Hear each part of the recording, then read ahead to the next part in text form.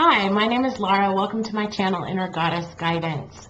I created this channel for anybody who's doing the work of self-healing on the journey to self-mastery. And many of the people who are drawn to this channel are divine feminines on the twin flame path, as I consider myself. So I want to start today by saying happy Lionsgate. It's beautiful energy today, 8-8. And then the combination of the numbers for 2018 equals 11, so it's 8-8-11 today, which is a very powerful day. It's a powerful day anyway, but this year is a little more special, I guess. And so I'm going to share with you a little information that I discovered about the Lionsgate Portal, and also about a ritual that you can do, which as soon as I'm done or it cools off today, I'm planning on doing myself.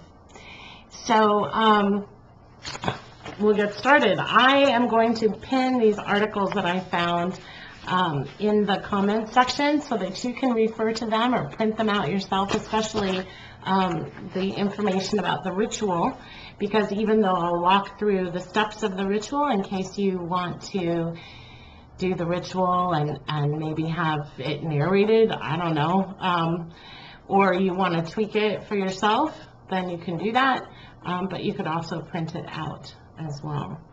So the Lionsgate Portal is so cool, and I'm just learning all about it.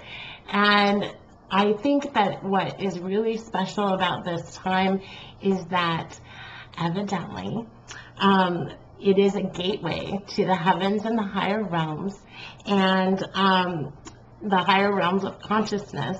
And it's a time when higher frequency energies from the star Sirius are beamed onto the sun, and then the sun is beaming that onto the earth. And it is about raising and advancing human consciousness on the planet. So I think that's really awesome. It says that during this time, it's easier to access the higher realms, to receive downloads from angels, messengers, your loved ones on the other side. It's a favorable time for deep healing, for deep-seated wounds, and opening both the heart chakra and the third eye chakra. And then in this article, it goes into a long explanation about the 3 planets and historical information about how the ancients revered Sirius as a star, and also about how people who believe they've reincarnated from Sirius and those energies and information, and evidently Sirius is just all about love. And how beautiful is that? So it says that actually the whole week is important, but the 8th of August is the most auspicious and the most significant date of the portal, because it's when the sun and earth align directly opposite each other. And then Sirius, I think, is on the other side of the sun, so it makes a direct alignment. It says here we will be able to access higher wisdom and knowledge. It is common around the time of the Lionsgate Portal to receive heart healings, heart openings, and third eye awakenings. And then it talks about some rituals to do, which I'll share with you. It says it's a powerful time to do release work to help cleanse away any blockages that may be present. And it's not surprising, because that is what a lot of people have been going through in the past week, really, as I did last week. And it was some tough work. And I finally feel today so much lighter and such a much more beautiful energy. And, you know, it just feels good to be back in this vibration.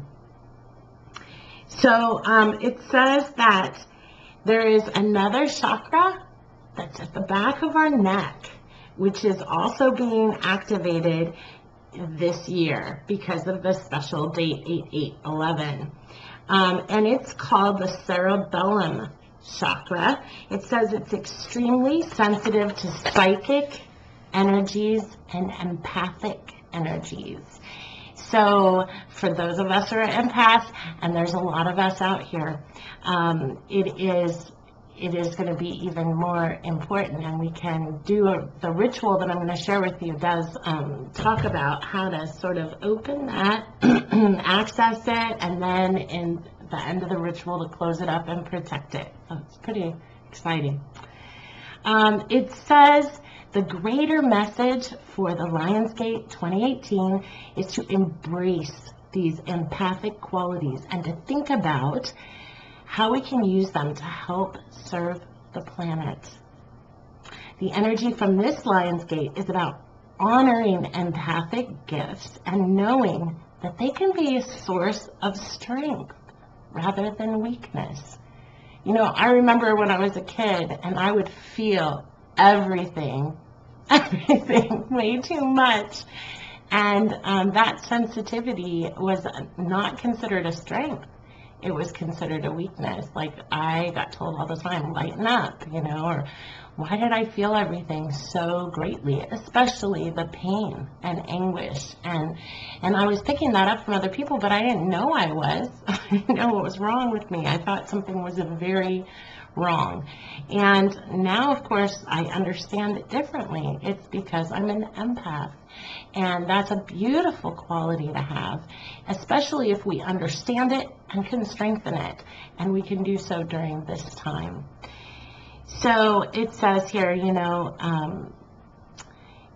and I love this, so I'm just going to read it exactly how it says. It says, we live in a world where showing empathy is not always encouraged. But if the Syrian waves can tell us anything, it is that love reigns supreme. In fact, the only thing that is real, the only thing that's left when we strip ego bare is love. Isn't that beautiful? The more we can love through our hurts and through our sorrows, the more we can forgive, the more we can open our hearts to the beings we share this planet with, the greater chance we have to create a better world for ourselves and each other. Loving is really about accepting one another and trusting that even though we may have different values, different ways of life, we are all here on our own unique journey, and we are all here to teach and show each other the way. Even the people we don't necessarily like are our teachers. Sometimes they're our best teachers. And then it says, finally, the last part I want to read, loving is not about allowing yourself to become a doormat or tolerating bad behavior.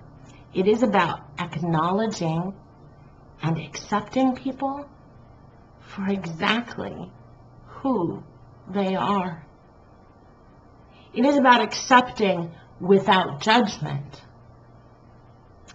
and seeing that there is so much more to each and every one of us than just what we see.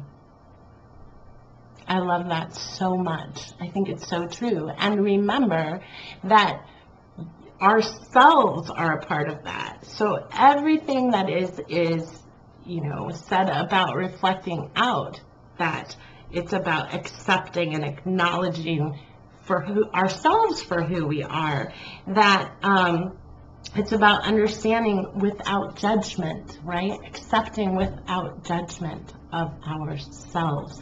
And I think sometimes that is the biggest challenge of all.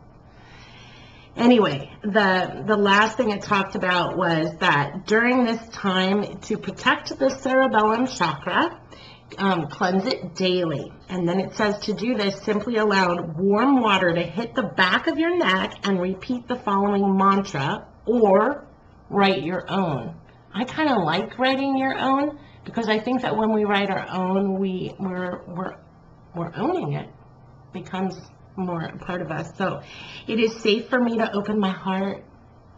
It is safe for me to see through my eye. It is safe for me to lean in to all that I feel.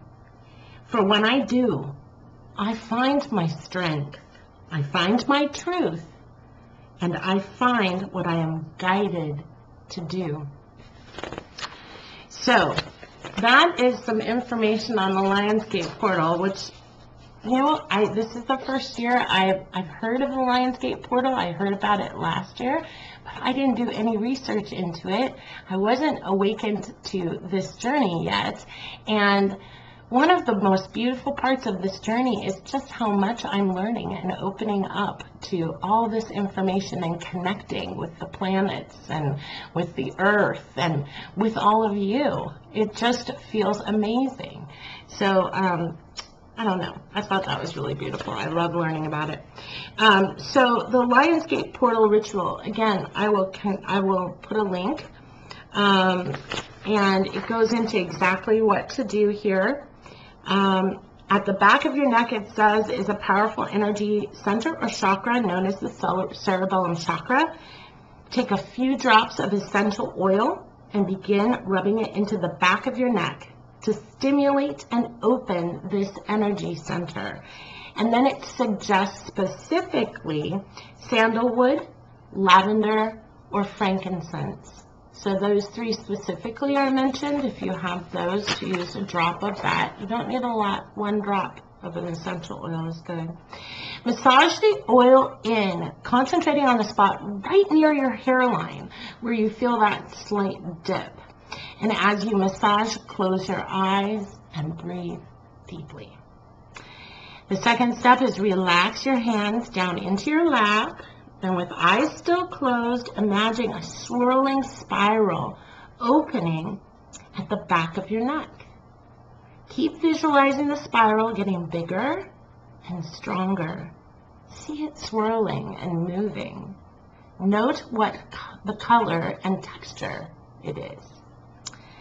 Now, place your hand over your heart and ask your guardian angels and spirit guides to join you. Tell them that you want to open up to the divine energies on offer. Ask them for assistance in receiving these energies. And I just go ahead and, like, when I'm doing something like that, I imagine them or feel them coming in around me. I may even feel them touching my shoulder or putting their hands out toward me. I just sort of imagine them collectively coming to me. Imagine a beam of blue light streaming down from the universe and going straight into the spiral at the back of your neck. See the beam of blue light recharging the spiral and nourishing it with healing, loving energy. See the blue light energy coursing through your whole body, restoring it, nourishing it, and energizing it. Once you have this visual, you can ask for this blue light to heal and recharge any part of your body, mind, or soul that's in need of support. Feel the light traveling to the particular area or working to mend and cleanse any issues that are happening on a soul level. Thank the light and then see it exit your body through the spiral. Visualize the beam fading from the sky, and then return your attention to the spiral on the back of your neck. Note how it looks now, and if it's different from when you observed it before. Now, see your spiral getting smaller and smaller. Know that it's getting smaller as a way to protect your energy center. Begin massaging the spot behind your neck once more. And imagine this energy center is being gently sealed so that no energies can come through without your permission. Breathe deeply here for a moment until you feel settled and open your eyes. After this, you may wish to journal, yes, create a vision board, or do something creative. Also, drink a large glass of water or sip some herbal tea after this ritual to help with the energy activations and cleansing. Isn't that a beautiful ritual? I'm still doing this. I'm doing it right after this. And I will probably do all three. I'll probably journal. And, well, I have a vision board. I don't know that but maybe I'll go spend some time looking at my vision board and really reintegrating it back into me. I always have it up in my bedroom, and I know that my, my peripheral vision is picking it up all the time. And I have it where I can see it when I'm in bed, and I occasionally will look at it. But I think going and spending some time to really look at all the pieces that I put on there, it's quite complex. And then I do have a creative project that I'm working on, not just the oracle cards, by the way, but I'm doing some beading work. I'm making a bracelet for a friend. So I'm very excited about that as well. I'm almost done. So, yeah, isn't it great? It feels good to feel good. I really like feeling good. So let's call in spirit and pull a goddess oracle card to support the Lionsgate energy today. And maybe some advice for releasing from the Language of Letting Go by Melody Beatty. So dear spirit of the universe, of love and light, please be with us in this time and space as we focus our collective intention on gaining wisdom and guidance for our journey toward healing and self-mastery. We ask for open hearts and minds to receive the messages that will serve our highest and best good in the service of healthy love in all forms, with deep gratitude. Thank you. So, this comes from the Goddess Oracle by Amy Sophia Marasinski and Rana Danto. There we go. Spirit, can I please have one Goddess Oracle card? One Goddess Oracle card for today, a message you can keep in mind for the Lionsgate. This wonderful day of love, healing, connection with spirit. There it is. Baba Yaga, wild woman. Baba Yaga. I like her. Look at her face. Let's see if I can get it close. Wouldn't get it. There it is. I want a grandma like her. I want to be a grandma like her. Baba Yaga. Okay. Because she looks pretty awesome to me. Okay, Baba Yaga, wild woman. I walk in the forest and speak intimately with the animals. I dance barefoot in the rain without any clothes. I travel on pathways that I make myself and in ways that suit me. My instincts are alive and razor sharp. My intuition and sense of smell are keen. I freely express my vitality, my sheer exuberant joyfulness to please myself. Because it is natural. It is what needs to be. I am the wild, joyous life force. Come and meet me. Perfect for today. It's exactly how I feel. I'd even go dance naked in the rain. If there was some rain in a private place, I could dance naked in it. Baba Yaga, Slavic birth, death, wild goddess, rode about in a mortar, an extremely hard bowl used with a pestle to grind grain, nuts, etc. Her ways were fierce and wild, deep and penetrating, and could be interpreted as grinding away that which was extraneous. Baba Yaga's house stood on chicken legs and danced about. Her time of death was autumn, for she was the life force present in the harvested grain.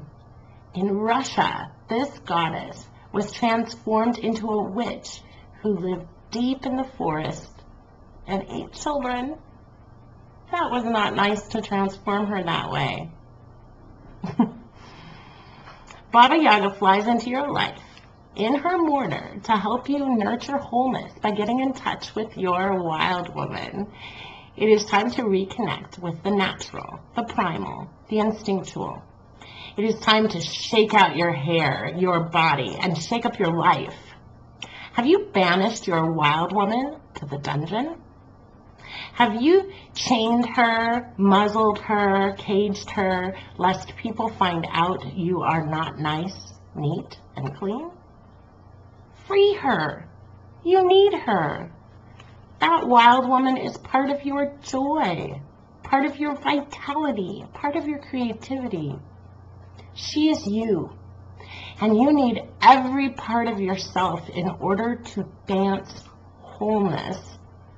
Baba Yaga says it is most important for you to learn to integrate your wild woman, because an unintegrated wild woman creates self-destructive behavior.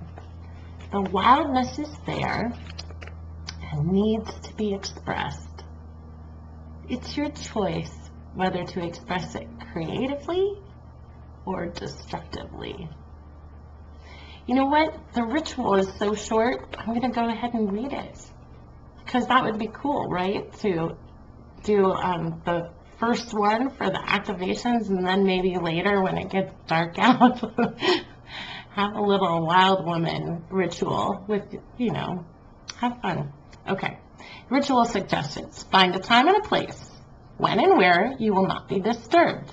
Sit or lie comfortably with your spine straight and close your eyes. Take a deep breath and release it with a sound like ah. Take another deep breath and release it with a hum. See, sense, or feel the image of a tree. It can be any tree, one you've seen before or one that exists in your imagination. Take a third deep breath, and as you release it, stand before that tree. Walk around the tree. On the other side of the tree, you see a huge opening in the trunk. Step into that opening. Once inside the tree, feel yourself sinking. Down, down, down you go, traveling inside the root of the tree. It feels safe and comfortable, and you surrender to the sensation of floating down, down, down. As you reach the end of the root, you find yourself on a slide that takes you right into the underworld, where you land on a soft cushion. It is time to call your wild woman. You can whistle or howl, chant or sing, dance or play music to call her. When your wild woman arrives, thank her for showing up. Ask her for what you need. You may not know what you need, but she will, and she will give it to you. In return, she'll ask you for a gift. Give her what she asks for with an open heart. Now, ask her if she is willing to come back with you and be a part of your life. She says yes, and you hug her. And as you do, you feel yourself and the wild woman merging, becoming one. You feel a sense of being augmented, strengthened, expanded. You feel a surge of vitality and joy.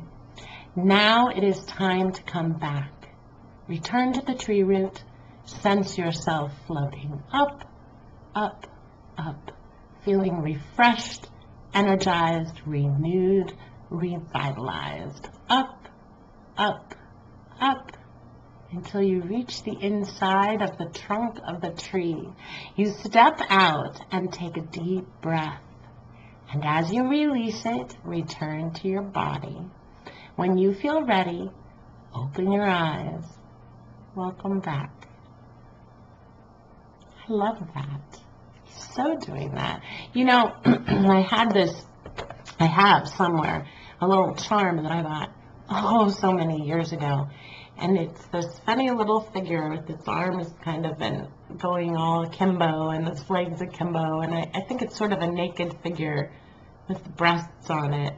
And as I recall, I think it might be titled Wild Woman, that particular charm. So yeah, that sounds like a lot of fun and a good way to raise vibrations and celebrate with joy today, integrating that wild woman. In fact, if you are doing the Oracle project, a good suggestion would be to make a card for the wild woman. Yeah, I want to add that card right on in there. And I don't think I need to do any more talking about it because that was so good. Just add that in. So now let's find out maybe what we'll need to let go of in order to embrace embrace our wild woman, or we can get some ideas for what we need to let go of to get better in touch with unconditional love, accepting ourselves, accepting others without judgment. Spirit, will you please give us one card from the Language of Letting Go deck by Melody Beatty for today, please?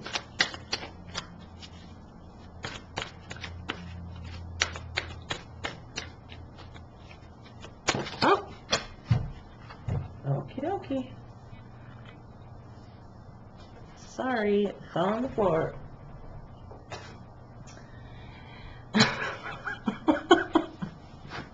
This is so not wild womanish. Setting deadlines. Today I will consider whether a deadline might be helpful in some area of my life. I claim divine wisdom and guidance in setting appropriate deadlines for resolving any issue that might be lingering in my life. That's a good thing to do during Lionsgate. At least one serious thing for the day, even though I feel like jumping around and dancing and just being a wild woman. But, you know, there are things we all put off. And setting deadlines, using your journal to maybe prioritize some things that you've been putting off, put deadlines on them. I think I need to do that too. So, I don't know that these two combine very well, although we could set a deadline for getting in touch with our inner wild woman. We could look at the space of the Lionsgate time period, which is for the next few days. And then I know that the eclipse energy this weekend on the 11th will be really powerful as well. So maybe there's something that we want to get taken care of before that time, because we are releasing. Part of Lionsgate is letting go of the baggage that's holding us back. And sometimes that's things that we haven't taken care of because we haven't put them on the calendar and made ourselves set a deadline for them. I can think of a few things that I can do that with. And then, when we've taken care of those things, we've released them, we can allow our inner wild woman to come out and kind of play and have fun. Yeah, that's true. Take care of business first and then have fun. Or have fun and then take care of business. Either way, the intention is there. So for a good affirmation, I think I will keep these two separate. So I will use deadlines as a way of holding myself accountable. I will take care of things that are lingering in my life. Yeah. I will take care of one thing today that I've been putting off, or I will set a deadline for myself for taking care of something and make a plan to work toward it. Or, Baba Yaga, I embrace my inner wild woman. I integrate my inner wild woman. I celebrate my inner wild woman. Yeah. Do something like that. Okay, you guys, have a beautiful day and happy healing. Bye.